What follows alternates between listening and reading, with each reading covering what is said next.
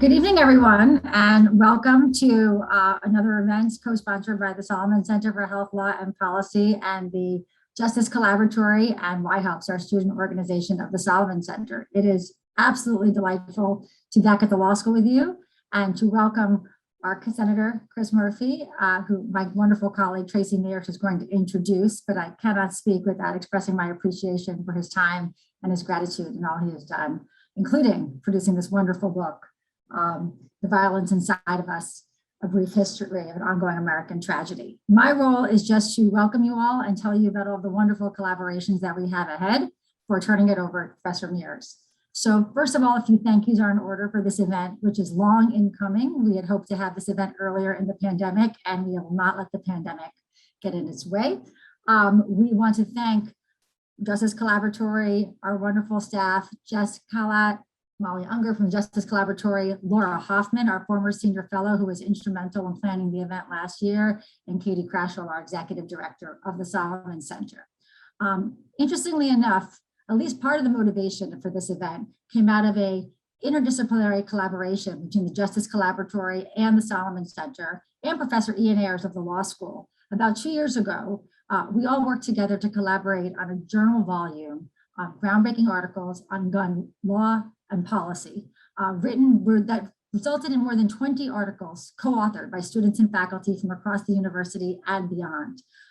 We were delighted to see the senator's book coming out during that time, and I hope to bring him here then. And we were just absolutely delighted to be able to talk about gun policy now, particularly given that we have a case coming up in the court and the issue is as important as ever. A few events to plug before handing it over to Professor Mears. We have an event actually on the New York State rifle case in the United States Supreme Court coming up on November the 2nd, again in collaboration with the Justice Collaboratory. We also have an event on the Dobbs abortion ban case, which is coming up at the end of October, on October 25th. We hope you will all join us. That event is co-sponsored by the Program for Reproductive Justice and YHeLPS. We also have an event with the Connecticut Attorney General, Bill Tong, on the opioid crisis, and so much more, including a bunch of programming on the ongoing COVID pandemic and its effects on law, policy, and society. So with that, I want to thank Senator again for joining us. Thank you all for being part of this conversation. We look forward to a wonderful semester of reuniting virtually and in person at the law school and talking with all of you about these important issues at the intersection of health law, policy, criminal justice, and so much more. So Tracy, handing it over to you. Thanks so much, Abby. And thank you, Senator Murphy, again, for joining us on behalf of the Justice Collaboratory that I lead along with our colleague, Tom Tyler. I'm going to keep this introduction brief so we can dive into the questions about your book and this incredibly crucial topic of gun violence in the United States. But I do want all of the folks who are watching on the webinar to know something about our hometown senator. Senator Murphy is the junior senator, United States Senator from Connecticut. He serves on the Foreign Relations Committee, the Health, Education, Labor, and Pensions Committee, and the Appropriations Committee. Before joining the United States Senate, Senator Murphy served for 3 terms in the U.S. House, representing the state's 5th Congressional District. In Congress, Senator Murphy is a leading voice for stronger anti-gun violence measures. And he was spurred to do everything in his power to address gun violence after witnessing the tragedy at Sandy Hook Elementary School in 2012. Since then, he has worked tirelessly to pass measures such as universal background checks and limiting access to military-style weapons. And then, following the more recent mass shooting in Orlando in 2015, Senator Murphy conducted one of the longest filibusters in Senate history to force consideration of measures to end gun violence in this country. In his book, which we're going to talk about today, The Violence Inside Us, Senator Murphy presents a nuanced account of the violent history of the United States and this country's unique fascination with firearms.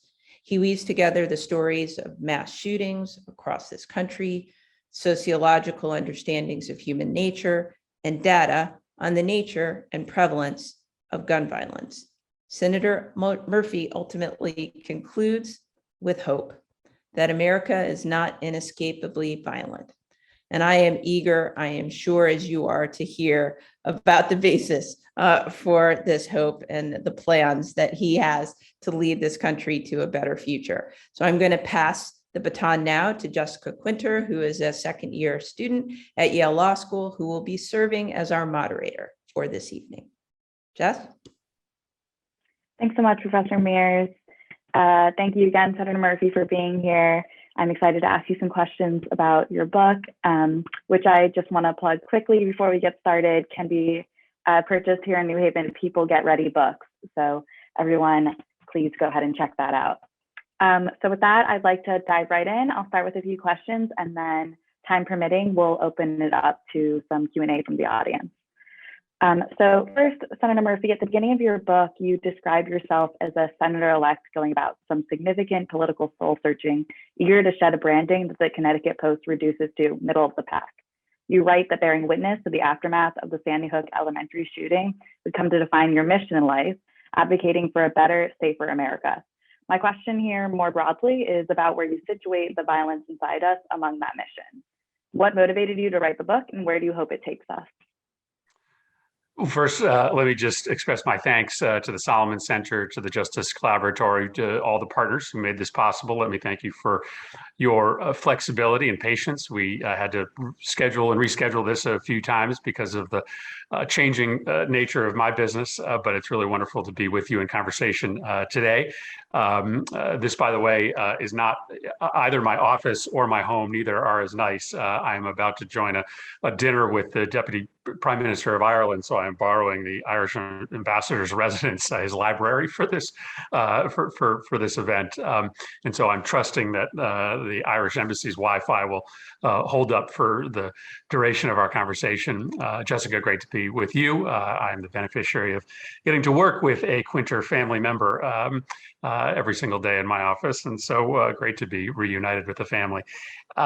So your question is a big one. What motivated me to write the book? And in part, I have to go back to the beginning. I try to be really honest in the way I talk about myself in the opening chapter of the book. This is not a biography, it's not a political memoir, but I do spend a little bit of time talking about the fact that, while I was very intellectually invested in the issues that I worked in, both in the state legislature and in my early days in Congress, I admit to missing the emotional connection to an issue, the psychological connection to an issue that often makes a legislator more effective and efficient and successful in their work. And so I really don't wish upon anyone the journey that I've undergone. I wish I had gotten my emotional charge a different way. But I am a different legislator today than I was before the winter of 2012, when I experienced the shooting in Sandy Hook firsthand as someone who was there that day, who was, outside the room as the family members were being told what had happened, realizing that these parents were my age, that their kids were the age of my kids. I was transformed. And then a few weeks later, when I went to a community center in the North End of Hartford and was met with howls from African-American parents who wondered where the hell I had been. They were living a crisis every single day for the last decade. And now the American public was caring about gun violence only when 20 white kids were shot in a Connecticut suburb. That was a further spark. And so my work on gun violence is definitely an outgrowth of the emotional energy that was delivered to me by the parents of those kids in Newtown and the parents of those kids in Hartford. And as I say in the book, I think my conception of success or failure as a public official will be really, in the end, a question of whether or not those parents judge me to have been effective, whether I've actually done something to change the trajectory of gun violence. And, this is a dark time.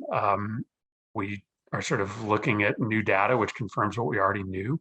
2020 was a abnormally and tragically lethal year in this country. More people died violently than in any other previous year in recent memory, and most of that was due to gun violence. And so I, am certainly going to consider myself a failure unless I deliver some meaningful change here. I wrote the book, Jessica, because what I found over the years is that many people who believe in the same things I believe in, universal background checks, bans on assault weapons, don't sort of become activists because they aren't feeling equipped with the information necessary to sort of enter the fray. And when they, go to the Thanksgiving dinner table, it's always their gun rights enthusiast uncle that has more information than they do. And so what I'm trying to do with this book is, engage in a broad explanation for people as to why America became so violent, but also equip people with information about how we got this way, what the true story of the Second Amendment is, what's possible going forward and what's not possible, and how changes in public policy actually make a difference. And my hope is that people who read this book, are first and foremost educated and entertained by some of the storytelling in it. I've tried to, not make it as dry as some other sort of political books are, but I'm hoping that by the end of the 300 pages, folks have what they need in order to become activated, to join this movement, because that's what we need: more people who are activated, more people who are engaged. Absolutely. Thank you for that, Senator. I'd next like to ask you about some criticism you've received for what could be described as your moderate approach, because you don't call for a complete ban. Why is that? Relatedly, early in the book, you implied the most commonly cited policy changes like universal background checks, bans on assault weapons, etc., aren't enough. However, you come back to these same federal policy recommendations at the end of the book with skepticism that even these measures could be accomplished by Congress or anything beyond this. What does the right federal legislative gun policy package look like to you? Well, I hope the end of the book is not categorized as skeptical in its assessment of our ability to change. I certainly end the book with a call to action. I end the book with a series of broadsides against those who are standing in our way. I just want people to understand the stakes here. I want people to know that unless we start winning elections, our power of conversion here in Congress is going to be limited. We actually just have to get rid of the folks who are standing in our way and elect people who are going to stand with us. So that's not necessarily skeptical. It's certainly skeptical of our ability to enact change with the existing Congress. But I'm hopeful that people will sort of enter the political fray in order to change those that are elected. And you're right. I come to a conclusion in this book that the Second Amendment protects the right of private gun ownership. And admittedly, that is not a view shared by every legal scholar, shared by many in the progressive movement. In writing this book, I did my own study of constitutional history. And while I do agree that the Second Amendment is most likely in and of itself dedicated to the question of maintaining militias, I do think there was at least a common law right of gun ownership that was understood by our founding fathers. And I think that's the right legal outcome. I think that's the right interpretation of constitutional history. But I also think it helps us politically for progressives to admit that our end goal is not the confiscation of all firearms in this nation. In fact, we don't believe there can be legislation that far-reaching. And what we are really seeking to do is what we state, which is just to better regulate the types of firearms that are supposed to be in citizens' hands versus the military and law enforcement hands, and the type of people who can own weapons. Because the opposing side, the NRA and the gun lobby crowd, they build membership based on the argument that Chris Murphy's lying to you, that what he really wants to do is take your guns. He says he's for universal background checks, but the reason he's for universal background checks is because he wants a registry of all weapons that are bought and sold in this country. And once that registry exists, then he and his friends are going to come and take all of your weapons, regardless of whether you've committed a crime. So I think it's just politically wise for us to take that argument off the table. I think that allows us to have a greater likelihood of a coming together of views. But I also, frankly, think it's the right outcome from a sort of constitutional perspective as well. Great, thank you. Shifting gears a little bit, Senator Murphy, at several points in your book, you refer to the gun violence in America as a public health crisis or public health epidemic. How do you think framing the issue through the lens of public health rather than criminal justice could impact future policy reform? Well, I want people to understand the scope of this epidemic.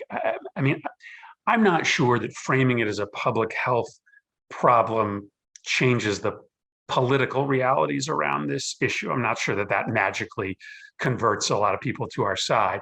I just worry that often we view this issue through the lens of deaths, not even of injuries, right? I mean, this country barely pays attention when there's anything less than 10 or 12 people being killed in one moment. But when we categorize the scope of the epidemic, we normally talk about 100 people dying every day of from gun violence, when there's twice or three times that many people every day who are also injured from gunshot wounds. But that doesn't even begin to explain what's going on here. I want people to understand that in neighborhoods like the north end of Hartford, or Newhallville in New Haven, the east end of Bridgeport, Connecticut, these kids who live with the everyday fear of violence being perpetrated against them, largely through handguns, whether or not they ever end up getting shot, their brain chemistry is changed through that trauma.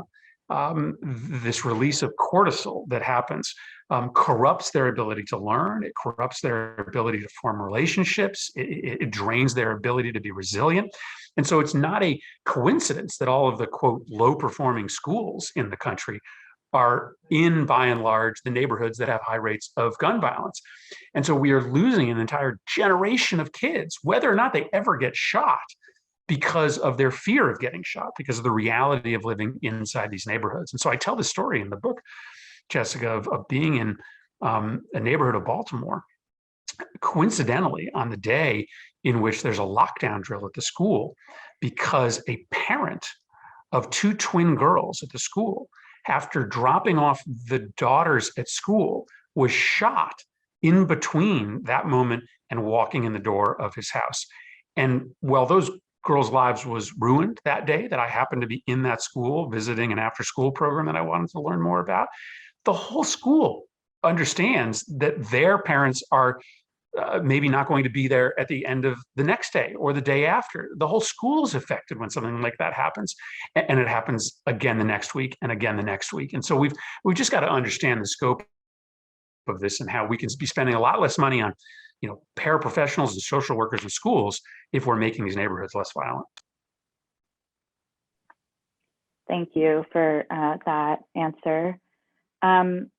So also in your book, Senator Murphy, you craft a second kind of sister narrative to the tale of Sandy Hook, and that's the story of Shane Oliver. In October 2012, Shane was mortally wounded by a gunshot on the streets of Hartford after dispute with a client of his auto repair business. Shane was Hartford's 20th shooting victim that year, 20 stories otherwise lost to obscurity. While events of unspeakable evil, like what would happen at Sandy Hook just 2 months later, never fail to cement themselves in the American imagination, your book forces readers to confront a crisis much closer to home. You write in your book, at the basement level, American violence is often a symptom of a much deeper rending of our social fabric. Is there an element of the issue that American conversations about gun violence fundamentally miss? And how can Congress go about tending to those basement level issues as a means of curbing violence? So I do open the book with a story of Shane Oliver, and I've come to know his parents, Sam and Janet, very well. They're close friends. It's probably not a coincidence that about a year ago, My family moved just a block away from where Shane was shot. So we now live in that neighborhood of Hartford. I drive by the intersection where Shane died in October of 2012 every single day that I go back and forth to that house. And Shane's story is, both the story of the randomness and inevitability of violence in a place like Hartford. Shane was killed in the south end of the city, but he grew up in the north end where most of the murders in Hartford happened. And Shane lived a life of violence. He just did. Every single day was centered around a threat to his body. He was was born without the use of the right side of his body. And so he learned how to punch with his left hand, and he sort of had to fight his way through life. And his sort of parents talk about the sort of pride they felt in the fact that Shane was a great puncher. And that in and of itself is so sad, that parents sort of have a sense of pride connected to the physical prowess of their kids in a place like the north end of Hartford. And so, Shane's entire life was bathed in violence. There was an inevitability to the fact that at some point that violence might escalate to the point that he lost his life. But on the day that he died, it was random. He was just dropping off a car for somebody that he was a client of his. He had saved up some money. He had started this car flipping business. He was dropping off a car. His girlfriend was with him, and the kids that he was dropping off the car to started mouthing off about his girlfriend. That argument escalated, and it just so happened that there was an illegal handgun sitting in the front seat of one of these kids' cars. And instead of it becoming a fist fight, which is what would have happened in almost every other industrialized high-income country in the world, it was a gunfight because there was an ease of access to a weapon. The kid grabbed the gun, Shane tried to run, kid shot him in the back, and Shane was dead a couple hours later. And so I want people to understand how that was not surprising to Janet and Sam. I mean, they grieve to this day. Their lives will never be the same, but parents in the north end of Hartford kind of expect that at some point their kid might die by gun violence. But at the same time, it wasn't some gang, it wasn't some escalation of gang warfare. Like Shane wasn't involved in that kind of activity. It just was an argument gone wrong. Which speaks to the way in which the easy flow of weapons into these places turn arguments over a girl that in my, hometown of Wethersfield, Connecticut would never have turned into a gunfight. It turns lethal in a place like Hartford. And so I want people to understand that. To your question of what lies at the foundation, we'll get maybe more into this, but it just is important to remember that although this looks like an epidemic that is visited upon communities of color, the data says that it is poverty that tracks most closely with violence. In fact, if you are white and poor in this country, you are just as likely to be the victim of a violent act as if you are Black and poor. It is just that we have a much higher percentage of Black Americans living in poverty than white Americans. And so it sort of looks very much like an epidemic of Black communities. It is really a story of poverty as much as anything else. And so at the foundation, at the basement level, is an inability to do something about those that are living in economically desperate situations, which then connects them to this cycle of violence, which is wrapped up in this cycle of poverty. Absolutely. And just to focus in on that basement level issue that you were just talking about, what do you think are the best ways for Congress to go about addressing that kind of baseline issue? Well, there's two pieces of this, right? So we do have to sort of tackle the reasons why we have far more African Americans living in poverty on a percentage basis than white Americans, and that is due to a legacy of systemic racism in this country that we have to get our heads wrapped around and our hands wrapped around, and I talk about that in the book. But second, every dime that we are investing in lifting people out of poverty, giving them a means to control their life other than through violence, is a day that we are getting closer to eradicating this epidemic. So you both have to sort of understand the role in which America's history of racial subjugation, raises the prospect that Black Americans in particular are going to meet an act of violence in their life. But you also have to know that anything you are doing to address the sort of stagnation of wages, the rising prospects of economic immobility, are also going to pay off in decreasing rates of violence. So in 2020, there are two things happening. You have increased levels of economic desperation because of the pandemic, and you have a lot more handguns out there because people just start buying weapons at abnormally high rates. And so when you combine those two things together, the data shows this, over the course of history, you are going to have elevated levels of violence. And we had that kind of supersized in a concentrated period of time in 2020. Really high rates of economic desperation, and really high rates of gun ownership, which leads to these cataclysmic rates of violence. Thank you so much for that. That's kind of my prepared questions for you. So I'd like to invite anyone in the audience to use the Q&A function to submit any questions you might have.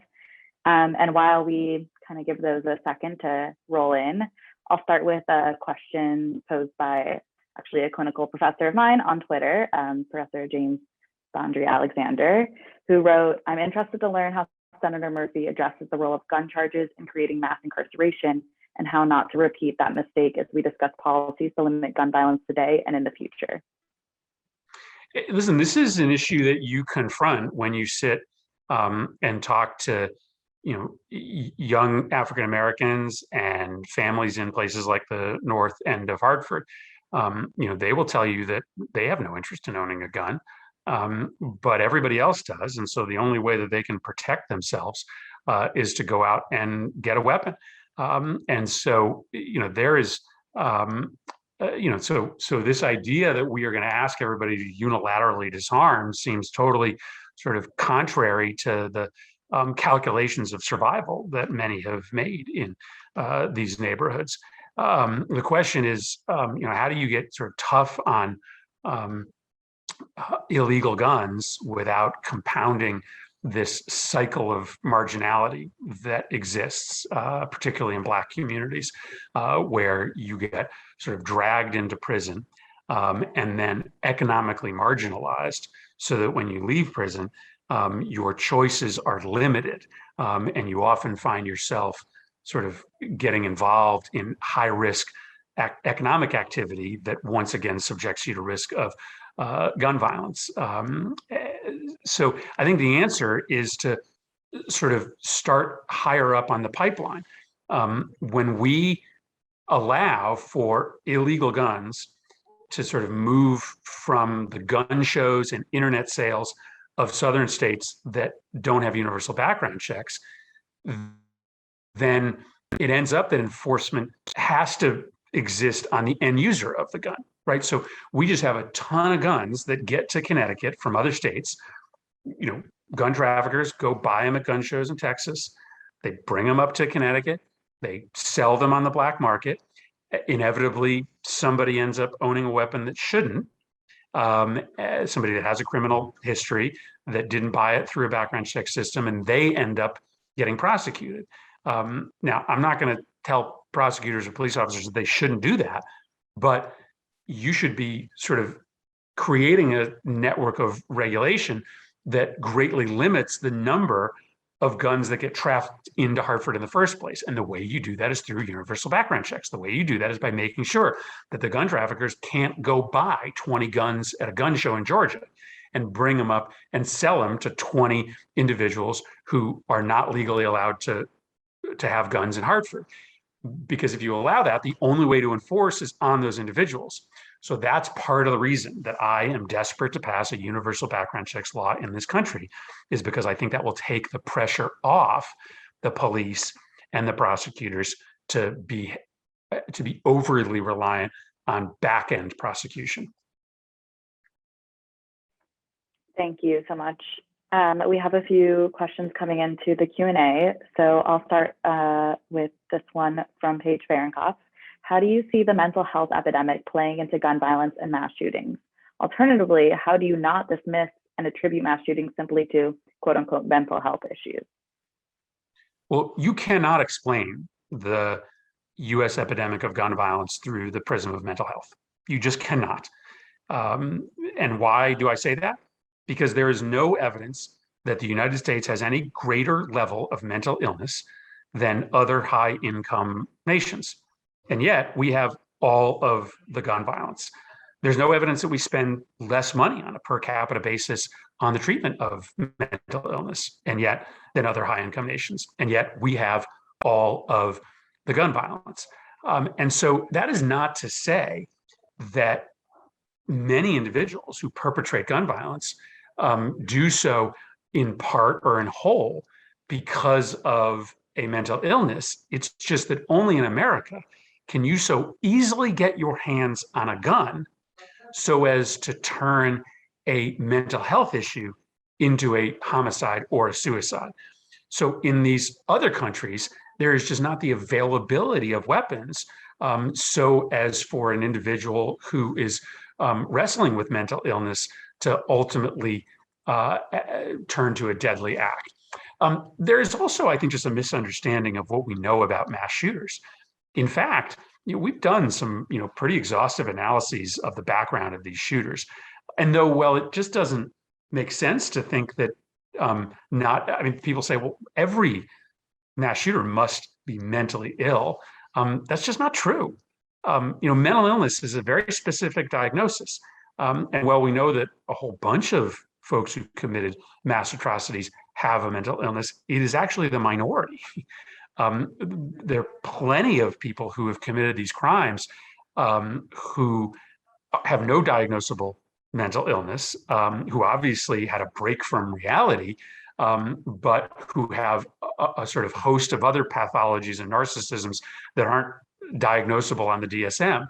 And so my worry is that we are simply going to just exacerbate the stigma around mental illness to suggest that everybody who pulls the trigger on a gun must be mentally ill. In fact, if you're mentally ill in this country, you're much more likely to be the victim of gun violence than you are to be the perpetrator of it.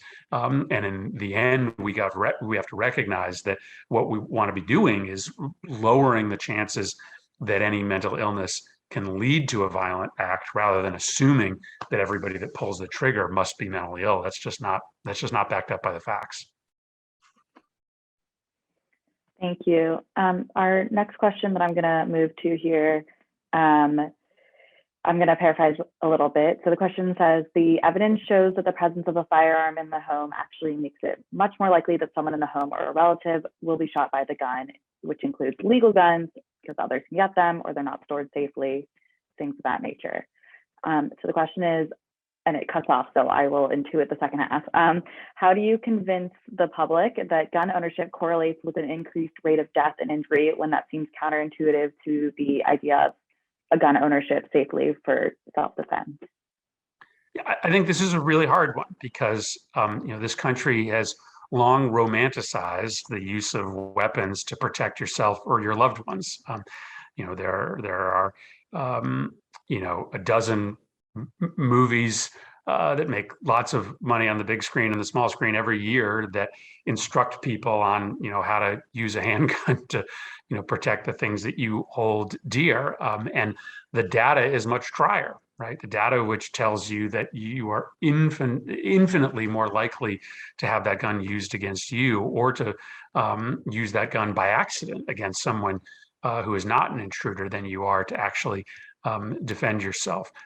We have to really push back on this narrative. We have to sort of put the data out there as much as we possibly can. But given how this country has been infused with this idea, literally for centuries, that a gun helps you protect yourself, it's a difficult one. I talk about in this book the way in which the gun industry in this country kind of used the taming of the West and the threat of Indian Native American violence as sort of the initial means to market the gun. The NRA and the gun companies are dependent on people being scared of the other, right? Whether that be Native Americans in the 1840s or Black Americans today.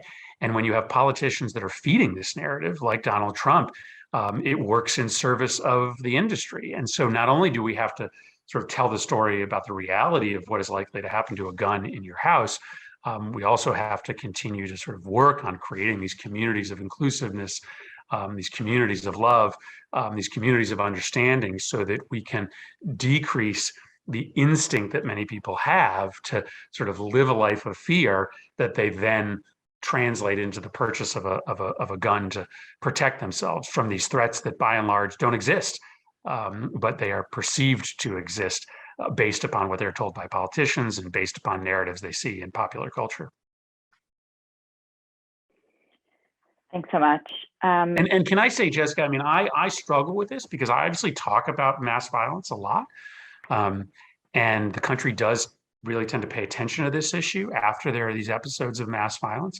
And as a parent, I struggle with this issue because, you know, I watch schools in my state asking for big federal appropriations to harden their schools, to put people with guns inside their schools.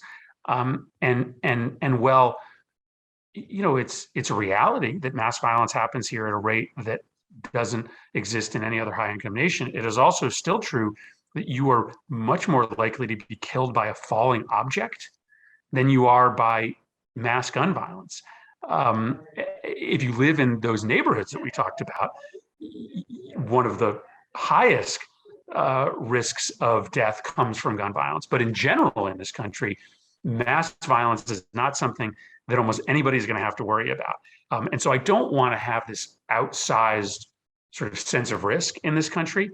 But I do want people to understand that for certain communities, the risk of gun violence is akin to every other sort of common risk that you would come up against. But for most people in this country who don't live in these neighborhoods, this is not something that you are likely to ever encounter, and you shouldn't order your entire life in a way that tries to guard against that risk. That just doesn't make a lot of sense.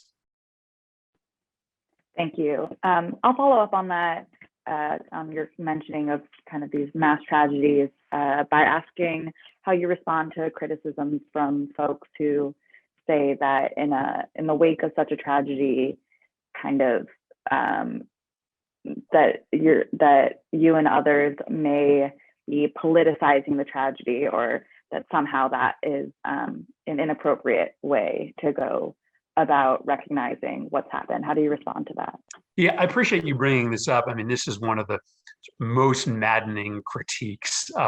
You know, nobody says that the police are politicizing robbery when they start the effort at solving it and catching the perpetrator immediately, right? I'm not politicizing the issue of gun violence by immediately trying to empower my colleagues to change the laws so as to reduce the likelihood of gun violence. I'm trying to solve the problem.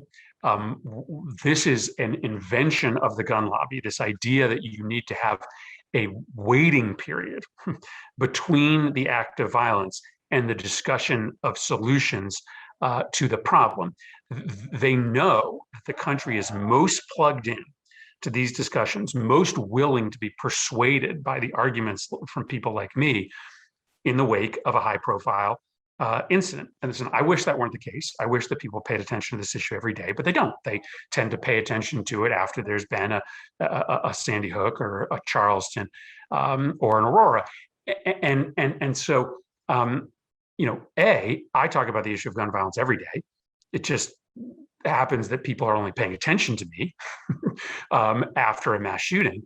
But I also am not going to sort of feed into this this idea perpetrated by the gun lobby that we should have a period of silence after these murders. In fact, that's the moment at which people are most looking for answers, and it's when people like me are most responsible for delivering those answers. Thanks so much. I think that's a really important framing of it as providing solutions to what is clearly and shown by such a moment to be a critical problem. So our next question is, how do you think, Senator Murphy, regulations should go about combating technological developments that allow for the dissemination of guns in non-traditional ways, such as 3D printing, quote unquote, ghost guns? Well, what's remarkable right now is how fast ghost guns are becoming the norm. It seems to be a problem right now that is sort of beginning on the West Coast and quickly moving to the East Coast. And I don't have the data in front of me, but it is a stunning, if you look at the guns that are being confiscated in LA and San Diego right now, a stunningly high percentage of those guns being confiscated are ghost guns, guns that have no serial number, that were assembled, not yet mostly through 3D printing, although that's coming, now more through kits in which you sort of buy the parts of guns.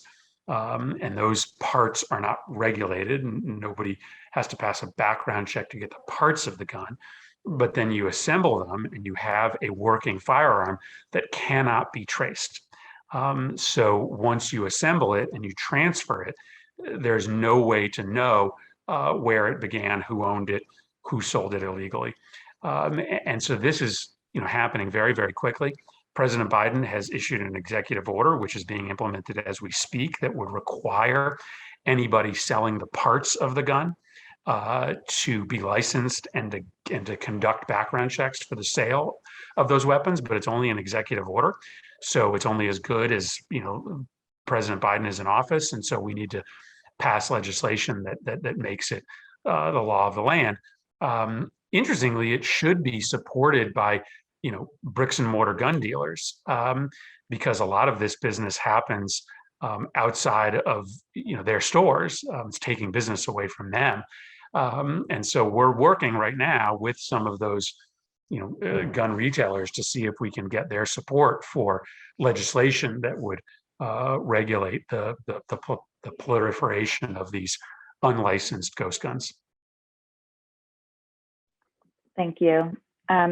We have another question as to what does the ideal United States look like in your vision in terms of gun control legislation and regulation? Well, again, I make the case in this book that you're only going to get so far with the regulation of weapons in this country if you don't do something about the root causes of violence in this nation, and those root causes are poverty and racism. I sort of spent some time at the beginning of the book talking about the global history of violence and how as a species we have always been more violent than almost any other animal. And part of the reason for that is that, we don't have protective shells, we don't have fangs or horns. And so human beings learn to protect themselves by grouping themselves, clustering themselves together, and by being suspicious and wary and often hostile to other groups of human beings. And so from the very beginning, we developed this sort of biological hostility towards human beings that we defined as other, as outside of our tribe or our grouping. And that trait has been passed on from generation to generation. And I wish this weren't the case, but it is part of the explanation as to why the United States is more violent, because we are the most heterogeneous nation on earth. We are the nation that puts more sort of self-identified tribes, whether it be ethnic, racial, or religious, all together in one place. And that biological instinct to sort of fear the other comes into play in the United States of America more so than anywhere else. And so my argument in this book is that knowing that the United States is potentially more prone to violence because of that biological instinct, because of our heterogeneity, it's insane that we literally throw kerosene on top of a smoldering fire by loading the country up with weapons. So again, I admit that the United States is probably going to always be a more violent place, but if we get control of the proliferation of weapons, we will have the most immediate and quick returns. So the question is, what's my ideal world? Well, again, my ideal world is not a world in which we take from people the ability to buy a gun. to hunt or to protect themselves.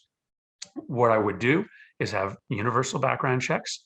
What I would do is work with states to have universal gun registration laws, licensing laws, as Connecticut does. What I would like is to see a certain class of weapons, these assault weapons, these AR-15 variants be taken off the streets. And I think you will see, if you pass that suite of laws, and I would add a handful of others, safe storage, incentives for safe gun technology like gun locks, you'd see a dramatic, almost immediate decline in the rates of gun violence. And I know that because that's what history tells us. The United States has had two very significant periods of gun regulation in this country. In the 1930s, when we passed the first two major gun control laws, and the 1990s, when we passed the Brady handgun bill, which is the background checks law, and the ban on assault weapons. It is not a coincidence that the two most dramatic declines in violence in this country's history happen right after those laws are passed in the 1930s and right after those laws are passed in the 1990s.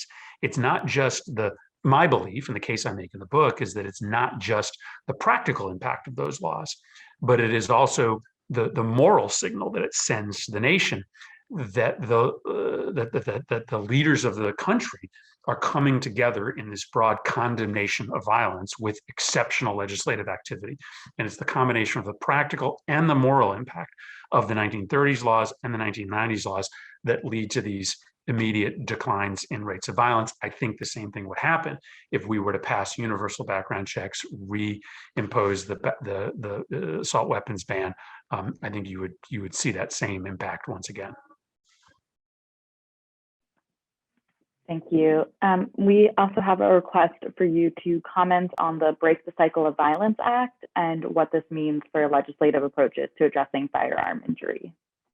I don't always memorize the names of bills. And a lot of these bills have similar sounding names, so I'm not sure I know which one the Break the Cycle of Violence Act is. So maybe I can take that question for the record and get back to whomever asked it. I'm sure that they would be completely fine with that. As I said, often people will ask me, what's your opinion on H671? And I long ago decided I was not going to learn bill numbers, but I also sometimes don't know all the names of bills because they sometimes have variations on the same theme. Yes, I think that's totally fair and would be a little ridiculous to assume everyone would memorize them. I'm going to go ahead then and, sorry, just noting that our individual who asked that question is a fellow at the Solomon Center. I'm sure that he'd love to follow up with you on Great, that. will do. Great. So the next question I'm going to turn to is, without building a better understanding of fear, I doubt that gun violence can be stemmed in this country. Fear is deeply intertwined with identity, which in turn is connected with a blinkered view of history and ongoing housing segregation. How do you propose to address this, and what is your view on projects like the 1619 Project of the New York Times? So it's not coincidental that I spend a lot of my time in Congress working on social, economic, and racial integration, because I know exactly where this question is coming from, right? We have this outsized fear of those that we associate with being different from us, and that is driven by the fact that we live increasingly separate from each other, that our schools and our neighborhoods are more segregated than ever before. Our ability to exist online outside of sort of in-person institutions also allows us to continue to separate and group ourselves in ways where we don't ever have to interact with folks who have different perspectives and backgrounds. And that feeds this irrational fear that is preyed upon by politicians and political figures and social media that benefits off of that fear.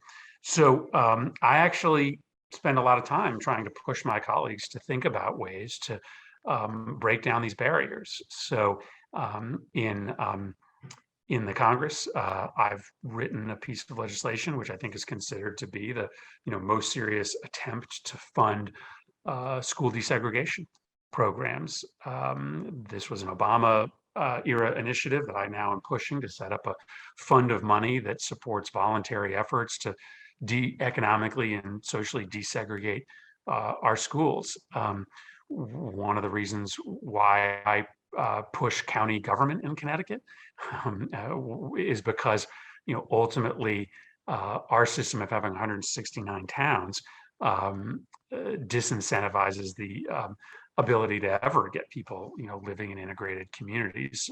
When you have counties rather than individual towns making policy, you have a much better shot at that kind of integrated living, integrated housing patterns. So yeah, I think this is a big part of the solution going forward. And in this book, one of the things I critique is place-based economic reform.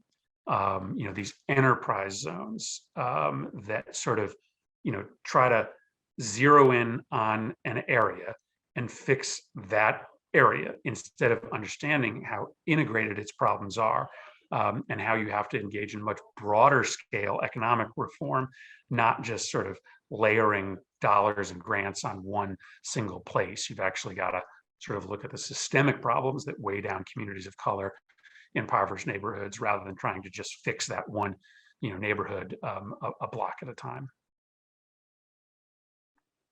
Thanks so much. I'll turn to a question from Mohit Agrawal. Do you think the Remington lawsuit coming out of Sandy Hook is likely to lead to changes in behavior by gun manufacturers in the vein of the big tobacco cases in the 90s?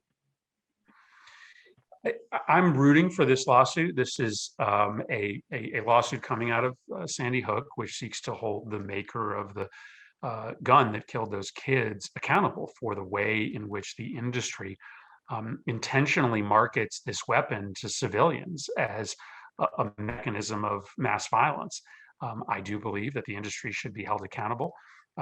And I do believe that the families have an ability to bring this suit, notwithstanding the federal legislation passed in the 2000s that grants some level of immunity to the gun industry for their irresponsible behavior and their marketing of inherently dangerous technology. This is PLACA, the law that sort of grants a level of product liability immunity to the gun makers that is not enjoyed, for instance, by toy gun makers. I think we should repeal that law and sort of return the gun industry to the same playing field that every other product maker is held to. But I do think they have a chance at succeeding here. Question is whether it will change the activities of gun makers. I don't know. I mean, there's a lot of technology that exists out there that needs just a little bit of infusion of resources that could be game changing. For instance, the ability for guns to recognize when its user is holding it versus a stranger. That technology is available. It needs to be advanced a little bit more to be truly practicable. But I think if the industry felt a little bit more risk of product liability, they would be investing much more heartily in some of these gun safe technologies. Great, thank you. And I see that we're coming to the end of our time here, and I, of course, want to be mindful of your time. So just to kind of wrap things up, what is maybe one main takeaway you'd like to leave everyone with who's here today? Well, maybe I'll sort of leave you with the story that I end the book with, because it's a story that I think about all the time. I think we all look at this epidemic and it looks so big and so enormous that we wonder whether we can make a difference. And for all the things we could spend our time on, is this it? I would argue to you that there's no more significant social crisis in this nation than the crisis of violence. As I mentioned at the outset, it is literally robbing from an entire generation of Black and brown kids who live in a handful of neighborhoods in this country a chance at prosperity. There are lots of other things that stand in their way, but the physical changes that occur to children who have exposure to epidemic levels of gun violence is horrifying, and we should all be doing something about it. And we can. One person can make a difference, and the story that I end the book on is the story of Anne Marie Murphy, who was a special education paraprofessional. Elementary school. She was not a superhero. She was just an ordinary educator who wanted to be an art teacher but couldn't find a job later in her career teaching art full time. So she was helping kids with special needs. And she was paired up with a young kid by the name of Dylan Hockley in the fall of 2012. And Dylan and her fell in love with each other. Dylan was having a great year because he loved his paraprofessional, and Anne Marie loved her Dylan, who was in her care that year. When the shooting happened and Dylan's parents were waiting to find out what happened to Dylan, they were hopeful at first that they'd see Anne Marie because Anne Marie would tell them. But then they realized if Dylan was in danger, Anne Marie would never leave Dylan's side.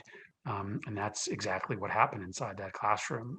It's hard to even think about, but Dylan was found dead inside his classroom, wrapped in the embrace of Anne Marie, who was also killed. And Dylan is never coming back. His parents' life will never be the same, but they have gained some measure of not peace, but some measure of comfort in knowing that Dylan was with Anne Marie in those last moments. It helps them sleep at night. And Anne Marie could have run, she could have hid, she could have panicked, but she did none of those things. This ordinary paraprofessional found Dylan in the mayhem, embraced him, and it led to a level of comfort, maybe for Dylan at that moment, and certainly for his parents, that is really hard to put into words. And I just always think to myself about that if Anne Marie could do that, right, then what can we do? Right? If she could do something that exceptional and that heroic, I mean, can't we give a couple hours a week to the cause of anti-gun violence to make sure that no one ever has to make the choice that Anne Marie did in that classroom?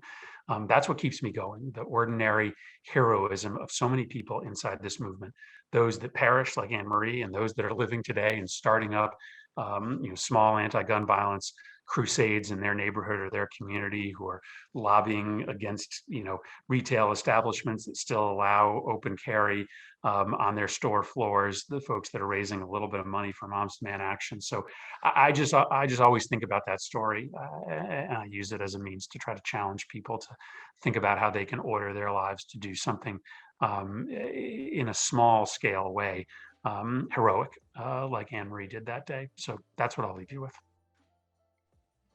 Thank you so much. That's incredibly heartbreaking, but powerful, and I think an important note for us to end on.